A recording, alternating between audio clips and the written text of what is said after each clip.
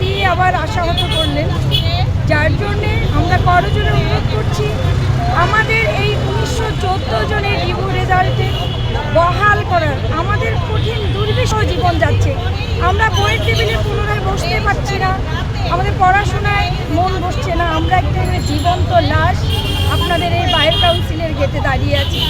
পরিবার, সমাজ, মাকে কাউকে আমরা বলতে পারছি না যে আমরা পাস করলাম আবার ফেল করলাম, কারণ এটা বড়।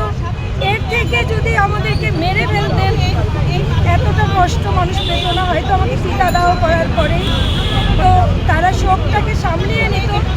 আজ তাদের সামনে আমরা জীবন্ত লাশ হয়ে দাঁড়াচ্ছি, ঘুরে বেড়াচ্ছি। কি অপরাধ ছিল আমাদের এই 1914 জনের রিভিউ উত্তীর্ণকারীকে আপনারা একাই পাস করিয়ে দিলেন, আবার একাই ফেল করে দিলেন। মাত্র 12 জন জজের জন্য আপনারা কত গোটা বাংলাদেশ কাঁপছে। কেন এই 1914 জনের জন্যে বাংলাদেশ কেন আজকে নীরব হয়ে আছে? এই জন্যে তো বাংলাদেশকে আমরা শুদ্ধ করিনি।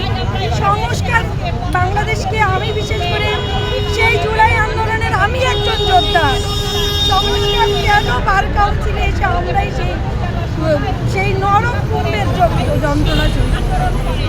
আচ্ছা, এই রেজাল্ট বাতিল হলো কেন? আপনাদেরকে বলছে কি?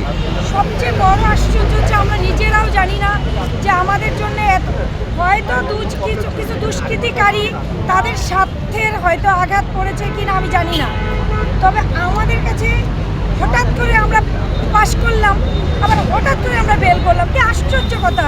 আমাদেরকে কি মানুষ মনে হয় না? আমরা যে এই যে 1914 জন মানুষ মনে হয় না, এই 1914 জনের পরিবারের কথা একবার বিবেচনা করলেন না? বড় বড় পদে যারা আছে তাদেরকে নিয়ে আপনাদের কেন ভাবনা, আমাদের নিয়ে আপনাদের কেন ভাবনা হলো না? আমরা কি মানুষ কি না? আর যদি মানুষ মনে না হয় এই 1900 জন পরিবারকে আপনি এই যে পুরোটাকেই মেরে ফেলুন, তাহলে সব শান্তি হবে। না হলে আমাদের পুনরায় এই 1914 জনকে আপনাদের বহাল রাখতে হবে। আমরা মেধায় পাশ করেছি, এটাই হলো আমাদের বড় কথা। বার কাউন্সিল আমাদেরকে সহযোগিতা করেছে, এটার জন্য আমরা জীবন কৃতজ্ঞ থাকবো। কিন্তু আমাদের এই 1914 জনকে নিশ্চিত করে বাকি সিদ্ধান্ত আপনারা নেবেন। আর কোনো পিছপা হওয়ার কোনো সময় নেই। আমরা প্রত্যেকটা বারে যে কাপড় নিয়ে যদি এই বাস্তবায়ন না হয়, আমরা প্রত্যেকটা বারে গিয়ে যে আমরা কাপড় চিতা সাজিয়ে জ্বালিয়ে থাকবো। দেখি আপনাদের হৃদয়ে মায়া হয় কি না, আপনারা কতটা পাথর পাষাণে বেঁধে আছেন যে আমাদেরকে আপনারা আশা দেখিয়ে আবার সেই আশাতে নিরাশ করে দিয়েছেন। করজোড়ে অনুরোধ করছি, এখনো সময় আছে। বাংলাদেশ এতটা খারাপ হয়নি। বাংলাদেশ যদি এতটা পাপময় হতো তাহলে সূর্য উঠতো না, সূর্য ডুবতো না। আজকে আপনাদের মতো জ্ঞানী গুণী মানুষরা বড় চেয়ারে আপনাদের একটু সমবেদনায় পারে আমাদের এই 1914টা পরিবারের সুখের আলো দেখতে, সুখের মুখ দেখতে।